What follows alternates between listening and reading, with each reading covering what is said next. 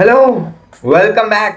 तो आज की वीडियो होने वाली है सीरियस उन बच्चों के लिए जो कि क्लास 12 बोर्ड 2027 के लिए प्रिपेयर कर रहे हैं।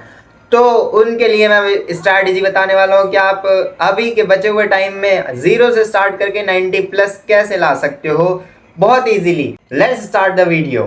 ओके, सबसे पहले तुम देखो कितना टाइम हमारे पास बचा है। ठीक है, तो आप लोगों के पास कितना टाइम बचा है? अभी मिड अगस्त आने वाली है, 15 अगस्त आने वाली है। ठीक है, तो आधी अगस्त बची है, देन सितंबर, अक्टूबर, नवंबर, दिसंबर और जनवरी। फिर फरवरी के मिड में जो है तुम्हारे बोर्ड एग्जाम से स्टार्ट हो जाते हैं। जनवरी में प्रैक्टिकल्स होते हैं, नवंबर दिसंबर में प्री बोर्ड होते हैं। पर इन सब से तुमको नहीं घबराना है, चिल चिल करो। ठीक है, मैं सब बताऊंगा। ठीक है, तो तुम्हारे पास अभी 5 महीने बाकी है। ठीक है, मैंने बता दिया तुमको, मिड अगस्त है और देन सितंबर, देन अक्टूबर, देन नवंबर, दिसंबर एंड देन जनवरी। ठीक है, तो तुमको ट्राई करना है कि तुम अपना सिलेबस अक्टूबर तक खत्म कर लो। मैंने जैसे 20 सितंबर से स्टार्ट किया था अपना सिलेबस और मेरा खत्म हो गया था नवंबर में। तो तुम ट्राई करो 20 अगस्त से करने का या 15 अगस्त के बाद से स्टार्ट करो, बेस्ट है। और ट्राई करो कि अक्टूबर तक खत्म हो जाए। करना कैसे है सिलेबस? सबसे पहले कोई भी वन शॉट चैनल देखो जिन पे वन शॉट पड़ी हुई हो चैप्टर्स की, सब्जेक्ट्स की।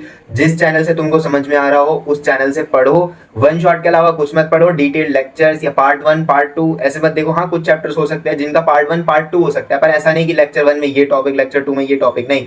बस वन शॉट देखनी है। ठीक है, नाउ नोट्स किस किस के बनाने हैं? तो देखो, नोट्स ना मैंने सिर्फ उन सब्जेक्ट के बनाए थे जो कि मेरे को क्लास में बिल्कुल समझ नहीं आते थे ना। जो भी सब्जेक्ट टीचर थे उनके नोट समझ में नहीं आते थे, तो इसलिए मैंने अपने खुद के बनाए थे यूट्यूब चैनल से। ठीक है, जैसे अगर मान लो तुमको फिजिक्स समझ में नहीं आ रही है तो एक नई कॉपी लो, वन शॉट जहां से पढ़ रहे हो उसी में से नोट्स बनाओ। उस लेक्चर खोलो, चैप्टर 1 का जो उन्होंने पढ़ाया है वो लिख डालो और समझ में आना चाहिए। ऐसा नहीं है कि लेक्चर पढ़ते पढ़ते फिर समझ रहे हो। एक काम करो, पहले तुम चैप्टर को अच्छे से समझ लो, फिर दोबारा से एक बार रिपीट करना और उस टाइम पे नोट्स बनाना। तो तुमको 2 बार रिवाइज भी हो जाएगा, नोट्स भी बन जाएंगे। ठीक, अब मैं तुमको बता देता हूँ मैंने कहाँ से करा था, मेरे सोर्सेज क्या थे। तो मैं बता दूँ, फिजिक्स के लिए मैंने आशु सर को फॉलो किया था। आशु सर के वन शॉट वीडियोस देखे थे, मेरे को बहुत अच्छे से समझ में आता है आशु सर का, आई डोंट नो व्हाई। और केमिस्ट्री के लिए भी मैंने पहले हाफ के लिए जो ऑर्गेनिक से पहले वाला है वो भी मैंने आशु सर का ही करा है। और ऑर्गेनिक वाला जो था वो मैंने पीडब्ल्यू के शौर्य मैम के लेक्चर्स लिए थे, वन शॉट वाले, यूट्यूब पे पढ़े हैं। ठीक है, फ्रीली अवेलेबल है। शांक सर से मैंने मैथ्स पढ़ी थी। मैथ्स आप किसी से भी पढ़ सकते हो, बाकी वैसे मेरे टीचर्स अच्छे थे मैथ्स के, इसलिए मैंने वन शॉट इतना नहीं देखा था। पर जो जो चीज़ नहीं समझ में आती थी वो मैं उशांक सर से देख लेता, मेरे को समझ में आ जाती थी। तो मैथ्स का मैंने बता दिया, फिजिक्स का मैं बता देता हूँ। वैसे मैंने बता दिया है आशु सर, नहीं तो पीडब्ल्यू से अगर आप देखना है तो रक्षक सर को देख सकते हो, नहीं तो एटी भैया को देख सकते हो, बेस्ट है। और केमिस्ट्री के लिए भी मैंने बता दिया, ऑर्गेनिक में शौर्य मैम, और जो अदर हाफ है ऑर्गेनिक से पहले वाला उसके लिए तुम आशु सर को देख सकते हो, बेस्ट है। अच्छा, अब मैं तुमको एक चीज बताता हूँ, बहुत इंपॉर्टेंट है। सिलेबस कंप्लीट करने से मेरा क्या मतलब है? सिलेबस कंप्लीट करने से ये मतलब नहीं है कि सारे वन शॉट देख डालो, नोट्स बना लो, खत्म। नहीं, तुमको समझ में आना चाहिए चैप्टर, शर्त है, वरना कोई फायदा नहीं होने वाला। तुमको बस इतना पता होना चाहिए कि इस चैप्टर में ये हो रहा है, इस टॉपिक में ये चीज है, ये चीज मेरे को समझ में आ रही है। और अगर कोई चीज नहीं समझ में आ रही है ना तो उसको उस पार्ट को दोबारा से देखो, रिप्ले करके देखो। अगर उस टीचर से समझ में नहीं आ रहा है तो तुमको यूट्यूब पे सर्च कर देना है टॉपिक का नाम, जो चीज तुमको समझ में नहीं आ रही है तो कोई शॉर्ट वीडियो मिलेगी, कोई छोटी सी 1-2 मिनट की वीडियो मिलेगी, उससे तुमको समझ में आ जाएगी। पर शर्त यह है कि कुछ छोड़ना नहीं है, समझ में आना चाहिए जो जो वन शॉट में पढ़ा है। और एक टिप मैं दे देता हूँ तुमको, तुमको मोटिवेशन आएगी कि मेरे इतने चैप्टर कंप्लीट हो गए, इतने नहीं हुए। तुम एक काम करो, चेक बॉक्स लिस्ट बनाओ, जो मैंने भी बनाई थी। मैं तुमको यहाँ पे एग्जांपल दे देता हूँ।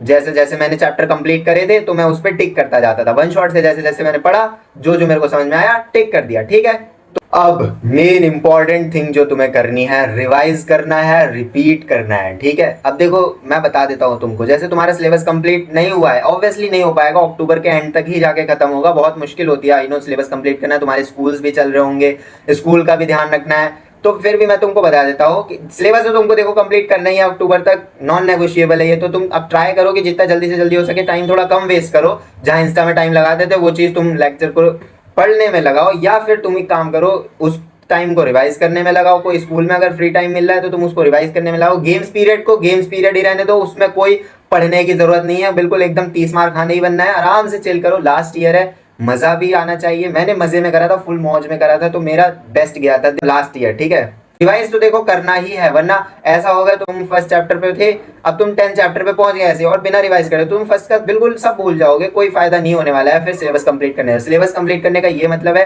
कि तुमको रिवाइज भी करना है, आना चाहिए सब अक्टूबर के एंड तक। सबका मतलब जो जो तुमने पढ़ रखा है वो आना चाहिए, मेन मेन आइडिया। थोड़ा बहुत भूल जाओगे कोई दिक्कत नहीं है। एक चीज और, फोमो क्रिएट करने की कोशिश मत करना। Don't try to create FOMO, just stick to one teacher, single one shot and complete the whole syllabus from them. ठीक है, ये नहीं करना है कि यार ये मिस हो जाएगा, ये मिस हो जाएगा, इस टीचर ने ये पढ़ाया, इस टीचर ने ये नहीं पढ़ाया, मैं कौन सी वीडियो देखूं कौन सी नहीं देखूं। नहीं, तुमको लग रहा है ना ये एक्सपीरियंस टीचर है, इससे मेरे को समझ में आ रहा है, बस देख लो, जो वो पढ़ा रहा है सफिशिएंट है। तुमको नहीं नीड है कि सारे चैनल देखो, पूरी एक एक हर एक टॉपिक कवर करो। नहीं भाई, नहीं नहीं नहीं, फोमो क्रिएट बिल्कुल भी मत करना, आराम से करो, सिलेबस का वन शॉट देखो, कंप्लीट कर दो। कोई बता रहा है कि भाई तूने ये टॉपिक छोड़ दिया, ठीक है, वन शॉट में नहीं पढ़ाएगा ना, ठीक है, बाद में कवर कर लूंगा मैं, फिलहाल बस मुझे सिलेबस कंप्लीट करने पे ध्यान रखना है, ऐसे कि मेरे को आना चाहिए जो जो मैंने पढ़ा है।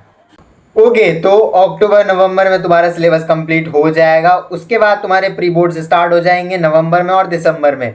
तो तुमको क्या करना है, प्री बोर्ड से पहले जैसे ही तुम्हारा सिलेबस कंप्लीट हो जाए, स्कूल से छुट्टी लेना स्टार्ट कर दो, प्रैक्टिस करना स्टार्ट करो क्वेश्चंस की।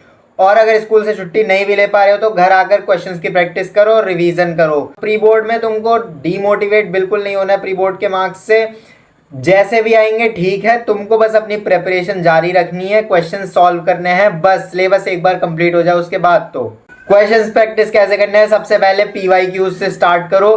पहले तो एनसीईआरटी से करो, केमिस्ट्री के एनसीईआरटी इंडेक्स सब लगा दो, केमिस्ट्री की मस्ट है लगानी है। देन मैथ्स भी मस्ट है लगानी है, फिजिक्स की एनसीईआरटी लगाने की जरूरत नहीं है तुमको, फिजिक्स के पीवाईक्यूज लगाओ।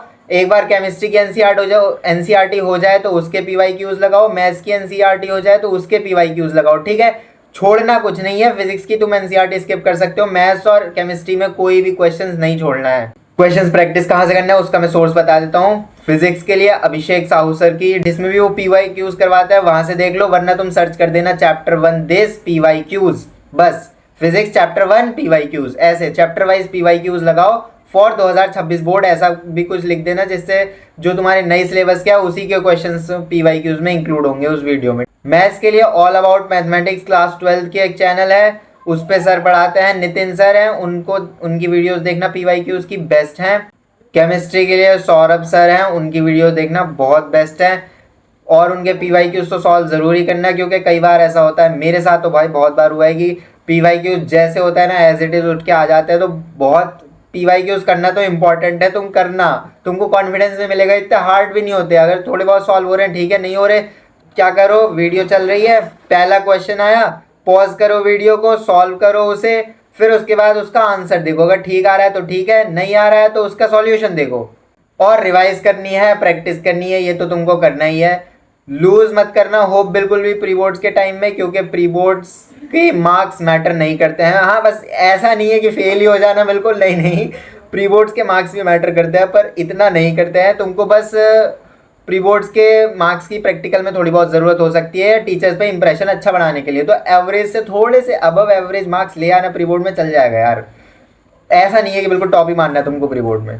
रिवीजन में ऑर्गेनिक डेली रिवाइज करनी है सब, मतलब ऐसा नहीं है कि सारी एक ही दिन में रिवाइज करनी है, एक एक चैप्टर करो, रोज करो, पर ऑर्गेनिक करनी है, ऑर्गेनिक रिएक्शंस लिख लिख कर, डेरिवेशंस फिजिक्स में लिख लिख कर प्रैक्टिस करनी है, इंटीग्रेशन के रोज क्वेश्चंस लगाने हैं, एप्लीकेशन ऑफ डेरिवेटिव के क्वेश्चंस लगाने हैं रोज, क्योंकि ये दो चैप्टर जो है वो थोड़े हार्ड है, तो इनके क्वेश्चन अगर तुम रोज लगाओगे ना तो इजीली हो जाएंगे। पीवाईक्यूज कंप्लीट करने के बाद आप रेफरेंस बुक चेक कर सकते हो, जरूरी नहीं है, तुम्हारी मर्जी है, अगर तुम्हारे पास टाइम है, तुमको लग रहा है कि मेरे रेफरेंस लगानी चाहिए तो ठीक है, नहीं है तो यूट्यूब पर मोस्ट इंपोर्टेंट क्वेश्चन सर्च कर लो, अलग से क्वेश्चन जो होंगे पीवाईक्यू से अलग जो मोस्ट इंपोर्टेंट क्वेश्चन होता है वो सर्च कर लो, उन्हें सॉल्व करो, तो रेफरेंस बुक की भी जरूरत नहीं पड़ेगी।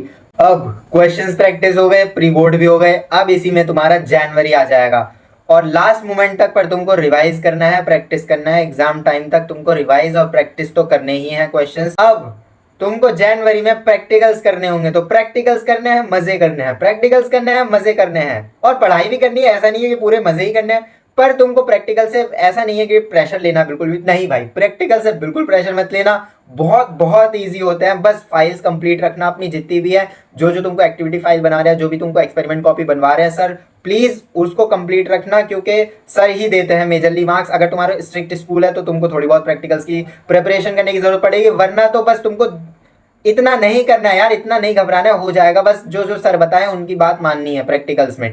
और अगेन मैं कह रहा हूँ प्लीज फोमो क्रिएट करने की कोशिश मत करना कि ये भी रह गया ये भी रह गया, क्योंकि सब हो जाएगा बाद में, लास्ट टाइम पर सीरीज आती है विजेता सीरीज और आशु सर की भी सीरीज आती है, और जो मैंने नितिन सर बताया ऑल अबाउट मैथमेटिक्स में, वो भी बहुत अच्छी सीरीज लेकर आते हैं। तो उसको देखोगे ना, तुमको सब क्लियर हो जाएगा, सब कवर हो जाएगा, आराम से सब चीज समझ में आ जाएगी। और उसके क्वेश्चंस प्रैक्टिस करना, बाद में आशु सर और भी क्वेश्चंस लाते हैं जब एग्जाम टाइम होता है, तो बहुत बेस्ट है भाई, तुम्हारी फुल प्रिपरेशन हो जाएगी, अच्छे से क्वेश्चंस हो जाएंगे, पीवाईक्यूज भी तुमने लगा लिए, सब चीज तुमने लगा ली, आराम से मस्त होके पेपर देना है, बस that's it. So that's it for the video. अगर कोई डाउट है तो कमेंट में पूछ लेना। We will meet in another next video. मैं प्रैक्टिकल्स के टाइम पे भी तुमको थोड़ी बहुत टिप्स दूंगा, अगर मेरे को लगा कि तुमको टिप्स चाहिए तो।